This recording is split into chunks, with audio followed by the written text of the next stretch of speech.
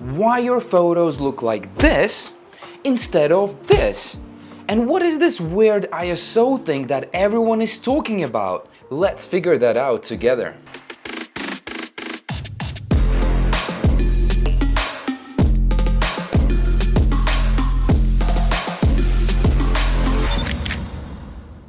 What's up everybody? If you see this face for the first time, my name is Dimitri and this is another episode of my series where we talk about technicality of photography and videography in the easiest and the most digestible way. And today I want to talk about the only non-optical characteristic of a camera that everyone hates, because actually this is the only way to manage your brightness, to adjust your brightness without affecting the depth of field and the focus speed. So let's jump in and discuss ISO, and I will give you a great tip how to use ISO in your benefit, so don't miss that out. It's more than plus 30 right now, and it was like plus 39 in London yesterday, so iced coffee, your best friend. ISO stands for Imperial Symphony Orchestra. Just kidding.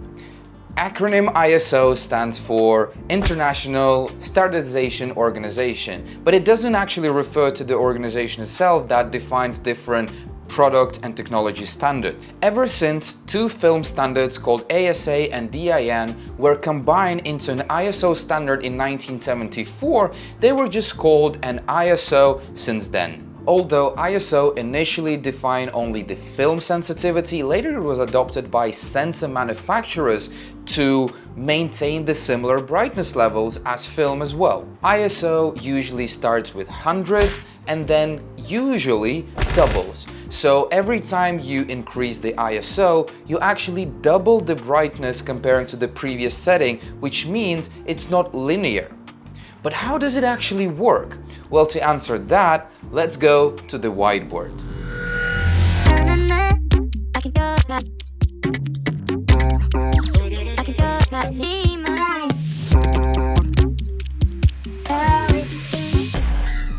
So imagine you have a sensor, either film or digital one, something that absorbs light. Film can't change the ISO as its light absorption is defined by the physical and chemical properties of the surface, but you can change the ISO on digital sensors.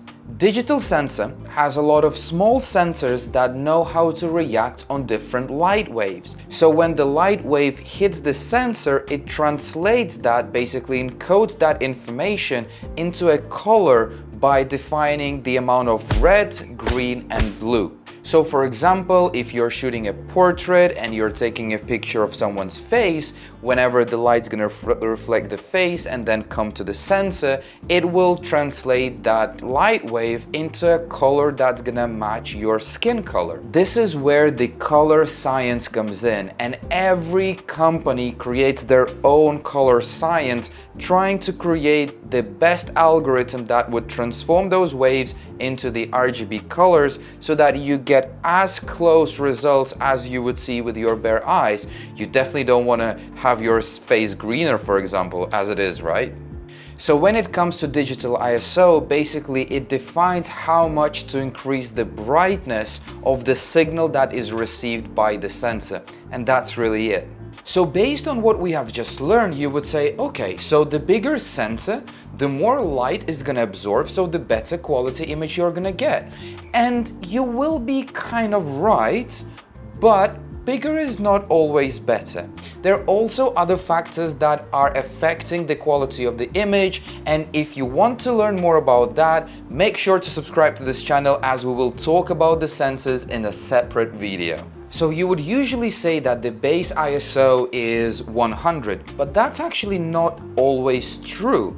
In a lot of cases, base ISO is used to refer to something called native ISO, which is the ISO of the sensor when it doesn't make any adjustments and encodes the information as is.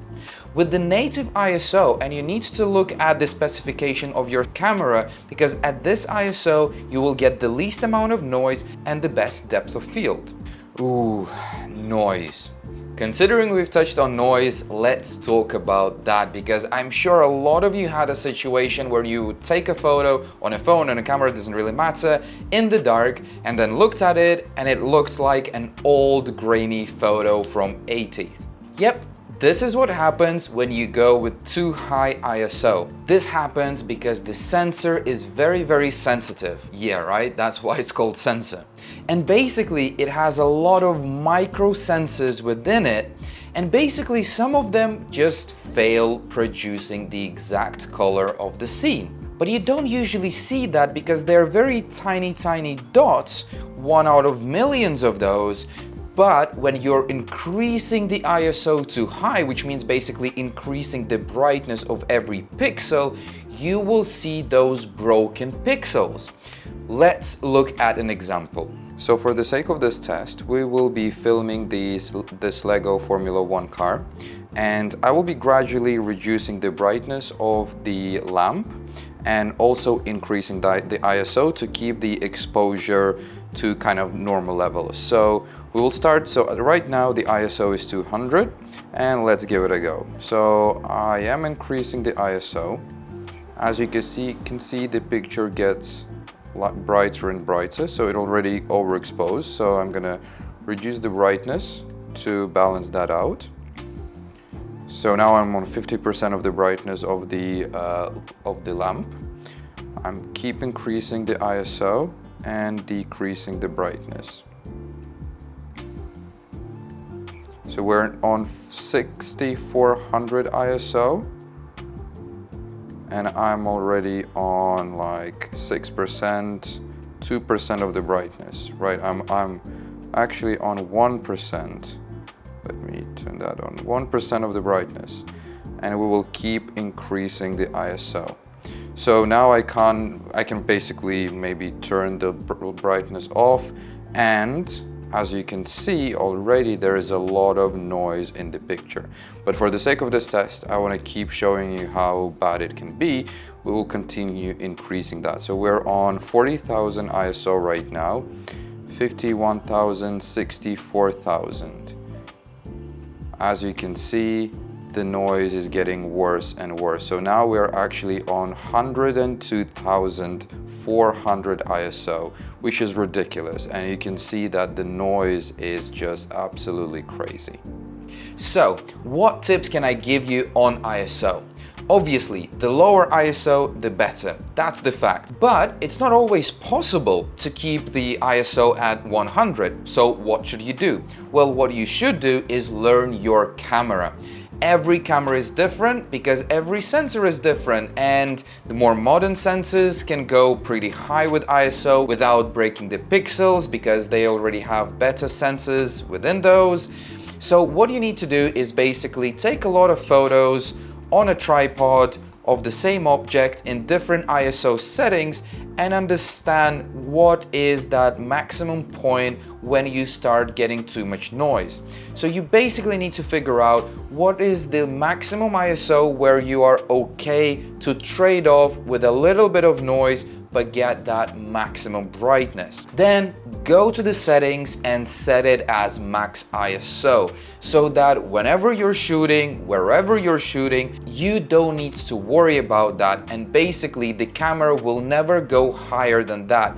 And even in dark environments, what you will get, well, you will get an atmospheric darker image, which is totally fine. At least you will be able to use that footage and not just throw it away because it would be too noisy. It is easily done on any camera, including phones, even GoPros, so this should be the first thing you do when you set up your camera. Also, don't forget that there are other ways to play with light.